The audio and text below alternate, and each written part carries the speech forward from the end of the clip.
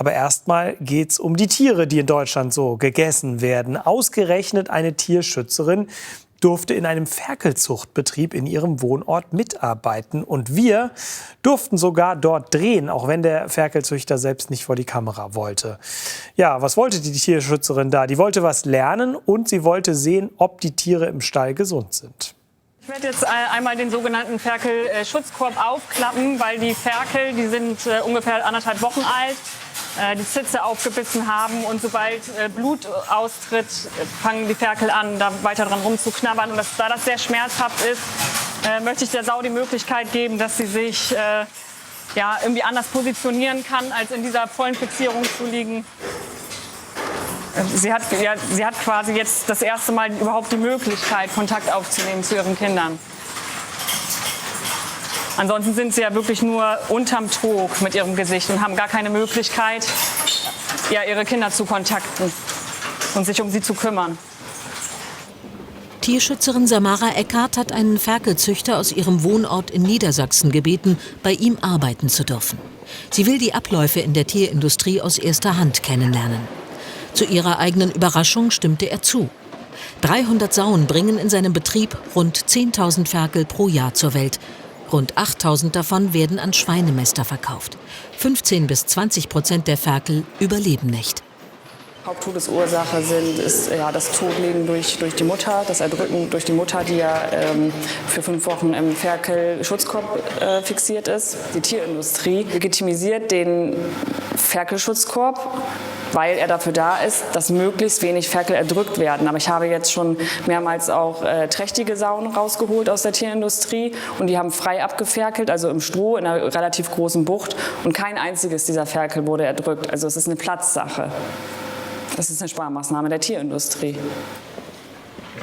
Für die junge Lehrerin ist die Arbeit in der Ferkelzucht eine große Belastung.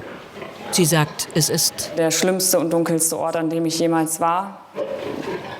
Die Tiere werden auf engem Raum gehalten und langweilen sich. Oft verletzen die Ferkel auch ihre Mütter. In dem Moment, wo sie es schaffen, die Schamlippe der Mutter aufzubeißen, bleiben sie da in der Regel auch dran.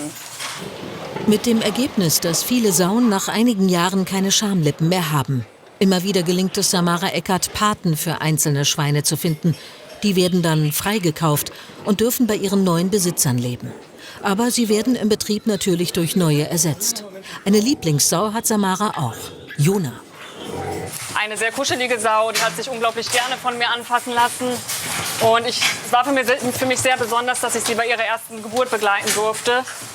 Und da habe ich mir ihre Nummer einfach gemerkt, die 2445. Ich habe sie mir auch tätowieren lassen. Der Betrieb ist gut geführt. Alles läuft hier nach Vorschrift. Aber ein artgerechtes Leben können Schweine hier dennoch nicht führen. Samara nimmt Kontakt zu einer Schweizer Tierrechtsorganisation auf, namens Transformation. Das ist eine Tierrechtsbewegung und aber auch eine Menschenrechtsbewegung. Und es verhilft Menschen, Landwirtinnen aus dem System Tierindustrie ausbrechen zu können. Das heißt, ihre landwirtschaftlichen Betriebe werden so geändert, dass sie nicht mehr darauf angewiesen sind, Tiere auszubeuten. Also sie werden dann nutztierfreie landwirtschaftliche Betriebe. Samara spricht mit ihrem Ferkelzüchter und tatsächlich, der Mann beginnt sich für eine Umstellung auf nutztierfreie Landwirtschaft zu interessieren. Wir sind Schritt für Schritt zusammen gewachsen. Wir hatten einen unglaublich wertvollen ethischen Austausch und ich durfte auch von ihm sehr, sehr viel lernen über das System Tierindustrie. Ja, genau das, was ich wollte, eben Abläufe aus erster Hand kennenzulernen. Und von Monat zu Monat öffnete sich irgendwie sein Herzensfenster mehr für die Tiere und Dinge im System wurden auch schon verbessert. Aber letztendlich hat er sich leider dagegen entschieden. Damit ist für Samara klar, sie muss jetzt raus aus der Ferkelzucht. Und Lieblingssau Jona und ihre Ferkel sollen mit. Ja, es ist mir einfach ein unglaublich großes Anliegen, wenn ich hier diesen Ort verlasse, dass ich Jona in die Freiheit begleiten darf. 24 Stunden später in Polen. Ein Tiertransport aus Niedersachsen erreicht das Tierasyl von Pro Animale, einer deutschen Organisation, die in verschiedenen europäischen Ländern insgesamt 25 solcher Orte betreibt. Für Hunde, Katzen, Pferde, Rinder und auch Schweine.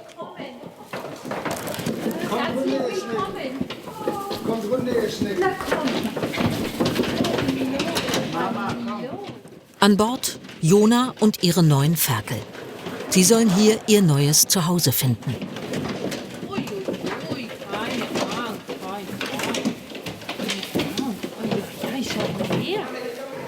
Samara ist mit befreundeten Tierschützern vorgefahren und erwartet ihre Jona hier. Zusammen mit Rindern und anderen Schweinen, die hier schon länger artgerecht untergebracht sind. Während Hunde und Katzen adoptiert werden können, verbringen Rinder, Pferde und Schweine ihr Leben bei Pro Animale. Für sie kann man Patenschaften erwerben. Wir sind immer dankbar für Patenschaften für unsere Tiere, egal ob Schwein, Rind.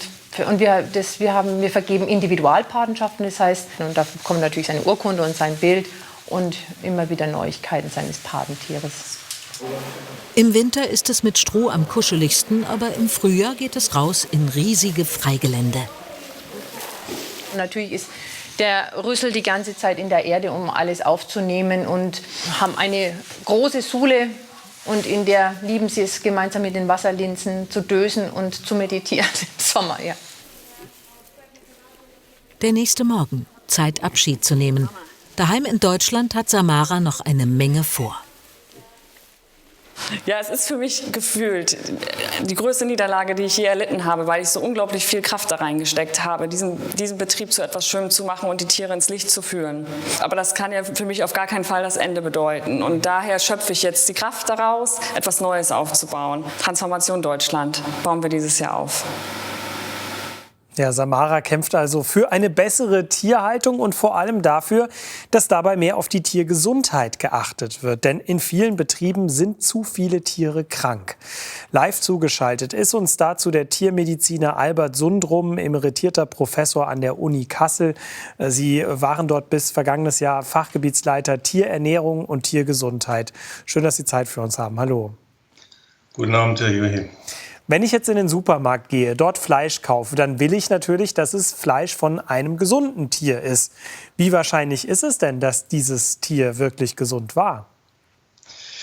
Nimmt man die Datengrundlage der entsprechenden Studien dann über die Tierarten hinweg, haben sie nicht so eine große Chance. 50-50 würde ich sagen. Das ist nicht besonders hoch. Das sagt nichts Gutes über den Durchschnittszustand der Tiere in deutschen Ställen. Es gibt auch eine Studie über Legehennen, allerdings aus der Schweiz. Da heißt es, 97%, also fast alle, haben ein gebrochenes Brustbein. Geht es den deutschen Legehennen genauso schlecht? Im Grundsatz leider nein, weil die Bedingungen der Produktion in Deutschland nicht anders sind als in der Schweiz. Allerdings muss man hier relativieren, dass hier die Schweizer sehr genau hingeschaut haben. Sie haben mit Röntgenaufnahmen sehr genau die Befunde erfasst, während man die Ergebnisse, die in Deutschland so publiziert werden, deutlich niedriger sind. Aber das Problem ist trotzdem sehr gravierend. Jetzt könnte man sagen, als Verbraucher, ich orientiere mich einfach an diesen Tierwohl-Labels, also die Haltungsformen klassifizieren. Wir können uns die mal anschauen. Da gibt es die Stufe 1 und 2. Gut, Stallhaltung, nicht das Tollste. Dann kommt Außenklima. Da hat das Tier immerhin 40% mehr Platz als gesetzlich vorgeschriebenen. Der Stall ist teilweise offen. Und dann Stufe 4 wird Premium genannt. Da hat das Tier mindestens 100% mehr Platz als vorgeschrieben und die Tiere können immer nach draußen. Meistens ist das dann tatsächlich auch Biofleisch. Wenn ich darauf achte, also nur noch zum Beispiel Stufe 4 kaufe, kann ich dann sicher sein, dass das Tier nicht nur genug Platz hatte, sondern auch wahrscheinlich gesund war? Leider nein. Das zeigen ja auch die eigenen Ergebnisse oder auch auf internationalem Niveau, dass auch gerade in der Biohaltung mit den höchsten Stufe der Haltungsbedingungen und den meisten Platz für die Tiere auch hier sehr viele Tiere krank sind. und sich im Durchschnitt die Erkrankungsrate auf dem gleichen Niveau befindet wie bei den konventionellen Betrieben. Also ist definitiv von den Haltungsbedingungen kein Einfluss auf die Erkrankungsraten zu erwarten. Im Durchschnitt. Ist schade, dass dieses Label dieses Thema Tiergesundheit überhaupt nicht abdeckt. Dafür gibt es aber dann ja eigentlich die Tierärzte, die Amtstierärzte. Die gehen in die Betriebe, kontrollieren die regelmäßig. Warum sorgen die nicht dafür, dass die Tiere gesünder sind?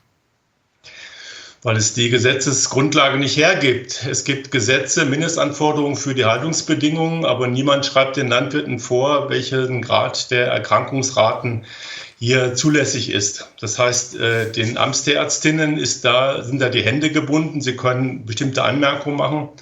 Aber selbst wenn die Tierschutzprobleme sehr gravierend sind, kommt es selten zu Anklagen und zu Gerichtsverhandlungen. Und bei den Gerichtsverhandlungen werden in der Regel keine gravierenden Strafen ausgesprochen, sondern allenfalls Ordnungswidrigkeiten und Bußgelder. Also da ist die Gesetzeslage einfach zu lasch. Jetzt fragt man sich natürlich, wenn man Ihnen zuhört, so als egoistischer Verbraucher, habe ich da auch selber noch einen Schaden von? Also esse ich ein krankes Tier und werde dann vielleicht selber krank? Nicht unmittelbar, die Gefahr besteht nicht, weil hier der Verbraucherschutz dafür sorgt, dass hier auch von kranken Tieren keine Gefährdung ausgeht. Aber Sie haben natürlich bei kranken Tieren eine hohe Rate von Behandlungen, Antibiotika und entsprechender Gefahr der Antibiotikaresistenzentwicklung. Aber von den qualitativen Gesichtspunkten ist Fleisch von kranken Tieren oder auch andere Produkte tierischer Herkunft von kranken Tieren ist minderwertig. Was kann ich denn als Und das finde ich eigentlich eine Verbrauchertäuschung, genauso wie das Tierwohl-Label eine Verbrauchertäuschung ist, weil hier die Verbraucher etwas anderes erwarten. Nur noch ganz kurz, was kann ich denn als Verbraucher dann überhaupt tun? Wenn sich der Staat nicht kümmert, der Handel eher einen Wohlfühleffekt hervorruft, dann bleibt es nichts anderes, als dass die Verbraucher sich selbst auf den Weg machen und bei den Metzger-Fachgeschäften vorstellig werden und hier die Nachfrage erhöhen. Da, wo keine Nachfrage ist, ist dann natürlich auch kein Angebot. Und Öffentlichkeit für das Thema erzeugen, das haben wir beide gerade getan. Dankeschön für das Gespräch. Danke.